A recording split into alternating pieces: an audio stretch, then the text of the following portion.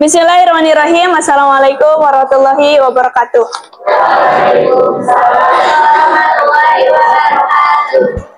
Baik, untuk pertemuan hari ini kita melanjutkan pertemuan sebelumnya, di mana sebelumnya terakhir membahas mengenai gagasan utama. Adapun sekarang kita akan menjelaskan mengenai data dalam teks laporan hasil observasi.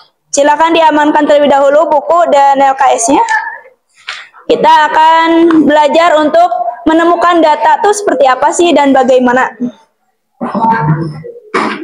Perlu kalian ketahui, laporan hasil observasi memiliki data yang fakta. Seperti yang pernah aku sampaikan, data yang fakta itu laporan hasil observasi atau LHO. Adapun data tersebut sesuai dengan topik yang diangkat. Kemarin kan dicontohkan seperti halnya perpustakaan memang ada di MTSN 1 Cimahi. Begitu pula dengan perpustakaan, masjid, kemudian ruang BK, terus lingkungan, lingkungan dan sebagainya. Nah, adapun untuk sekarang ini ada data laporan hasil observasi yang akan saya fokuskan ke teks penumpang bus kota. Nanti kalian cari di sana datanya seperti apa sih, data yang kalian dapat temukan. Sebelum ke sana, ada yang perlu kalian kalian garis bawahi mengenai data dan fakta. Tadi kan harus diingat ya, di garis bawahi data observasi berisi data yang fakta yang sesuai dengan topik yang sedang diangkat. Nah, ini ditulis mengenai perbedaan antara data dan fakta. Ini ya, perbedaan antara kedua kata tersebut. Perbedaan data dan fakta.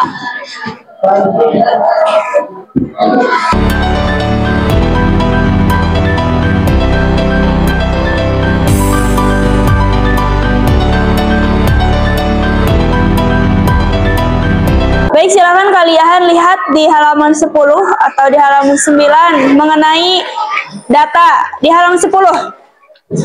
Silakan kalian lihat di halaman 10 mengenai menemukan data dan teks laporan hasil observasi. Di situ telah disampaikan secara jelas. Kalian tinggal membacanya. Adapun yang ini akan saya terangkan mengenai perbedaan data dan fakta. Apakah berbeda? Tentu saja berbeda. Jadi kalian jangan sampai tertukar antara arti dari data dan fakta.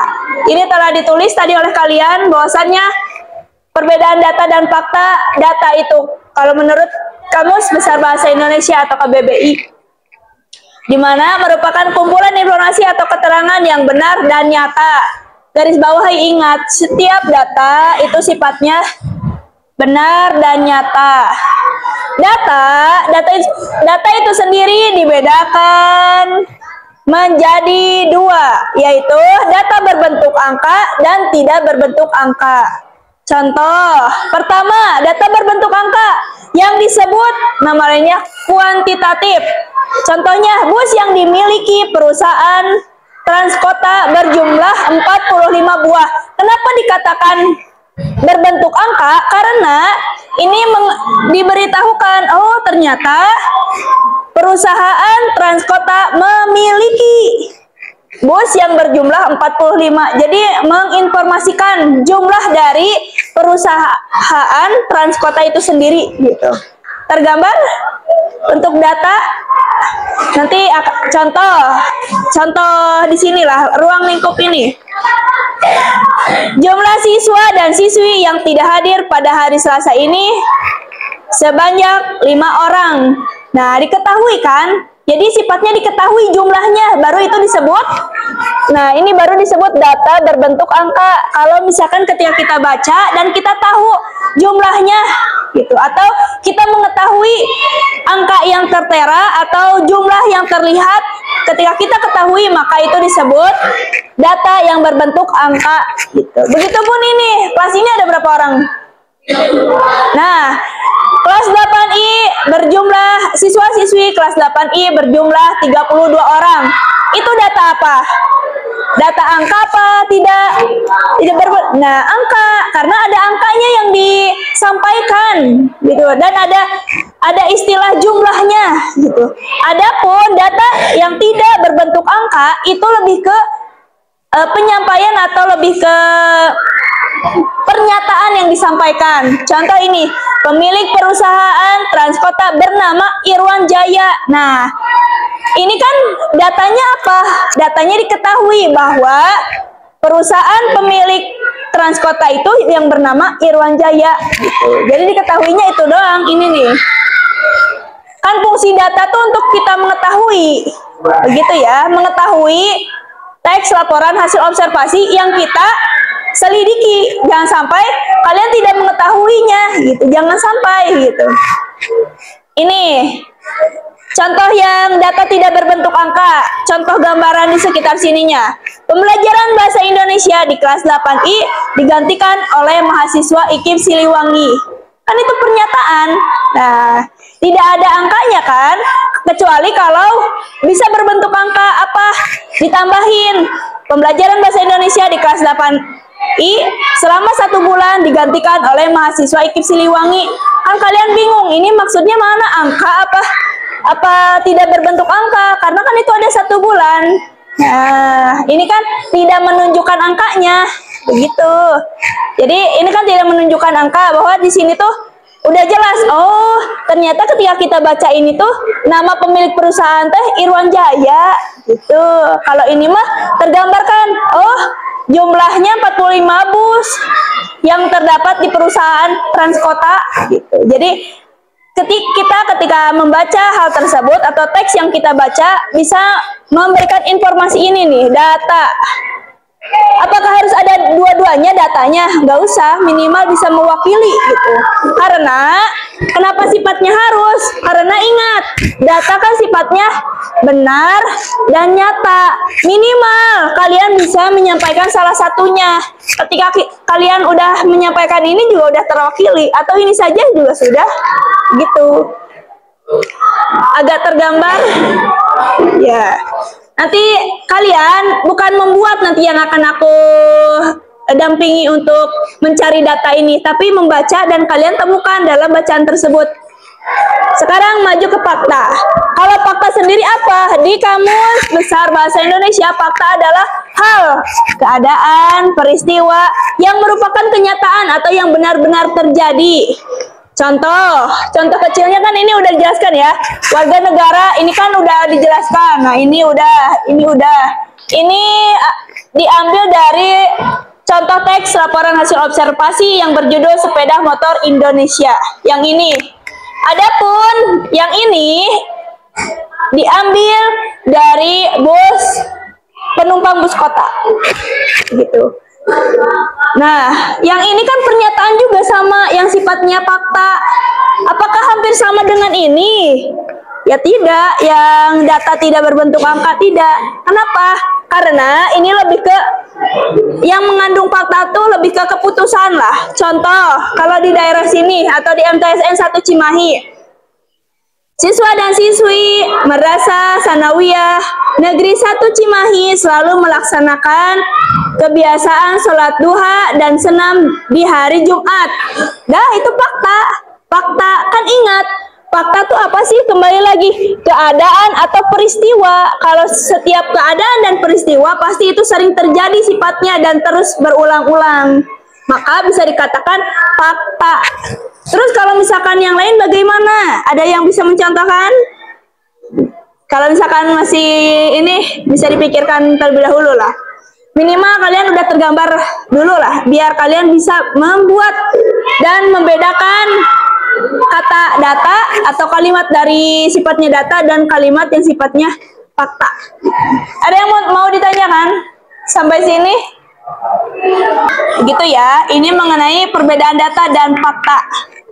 Ingat, data itu benar dan nyata, yang dibedakan menjadi dua, berbentuk angka kuantitatif, tidak berbentuk angka kualitatif. Adapun fakta ini keadaan atau peristiwa yang merupakan kenyataan atau yang benar-benar terjadi. Baik, untuk tadi telah disampaikan mengenai menemukan data dalam teks laporan hasil observasi. Sekarang lanjut mengenal struktur teks laporan LHO. Pembahasan kedua. Pembahasan kedua ini mengenai struktur teks laporan hasil observasi. Di LKS juga ada, bisa sambil dibuka. Terdapat 3 struktur LHO. Apa saja? Apa saja coba? Pembuka. Kemudian isi. Dan yang ketiga penutup. Baik, silakan dilihat ini mengenai struktur teks LHO. Kita mengenal terlebih dahulu sebelum membuat laporan hasil observasi. Pernah kalian buat mengenai LHO ini pas pertemuan kedua yang saya ajak untuk mengelilingi MTSN 1 Cimahi, di mana kalian bebas mencari topiknya. Nah, ini yang perlu kalian kenal, bahwasanya membuat teks laporan hasil observasi ternyata memiliki 3 strukturnya. Pertama pembuka, kedua isi, dan ketiga penutup. Pembuka di sini definisi umum. Apa yang akan kalian sampaikan? Misal mengenai lingkungan MTSN 1 Cimahi. Adapun isinya dideskripsikan bagian mana yang akan kalian jelaskan. Kemarin kan udah tergambarnya ketika perpustakaan terletak di mana sih? Kemudian diisinya deskripsikan bagian yang ada di dalamnya. Di dalam perpustakaan itu ada apa saja, dan dijelaskan bagaimana cara meminjam bukunya dan sebagainya. Adapun untuk penutup, simpulan itu mengenai kesimpulan dari pembahasan atau topik yang telah kalian ambil. Jadi ini mengenai struktur LHO atau teks LHO. Kalian bisa baca kembali di LKS juga, itu udah jelas untuk penjelasannya. Ini mengenai teks yang akan aku berikan di setiap kelompoknya. Seperti halnya di pertemuan sebelumnya, itu kan teks mengenai sepeda motor di Indonesia. Adapun ini mengenai bendi di Kota Padang judulnya. Itu teks mengenai bendi di Kota Padang ya. Jelajah kata terlebih dahulu sebelum kita lanjut. Ini jelajah kata yang terdapat di dalam teks bendi di Kota Padang. Kita akan memasuki yang ini ya, mengidentifikasi paragraf deskripsi dan eksposisi setelah selesai dari ini. Oke, perhatikan terlebih dahulu untuk mempertegas tugas di hari Jumat, di mana ada 2. Pertama, kalian mencari data dan kemudian cantumkan paragrafnya di mana. Dan itu kalian carinya di 2 teks yang pernah aku berikan. Pertama di penumpang dalam bus dan sepeda motor di Indonesia. Masing-masing carinya 3 data dalam setiap teksnya. Terserah mau di paragraf 1, 2, atau terakhir. Kemudian yang ini, yang mengenai teks deskripsi atau struktur teks, itu pertama ada pembuka, isi, penutup. Kalian cari kalimat dalam teksnya yang terdapat pada 2 teks ini. Sepeda motor di Indonesia dan bendi di Padang yang barusan aku berikan. Gitu ya. Jadi di hari Jumat ada 3 yang akan aku lihat dalam setiap orangnya. Pertama, mengenai buku atau catatan. Kedua, mengenai tugas yang mencari data dalam setiap teksnya. Kemudian yang ketiga, mengenai struktur teks. Baik, untuk pertemuan sekarang cuma sekian. Terima kasih untuk pertemuan hari ini. Wassalamualaikum warahmatullahi wabarakatuh.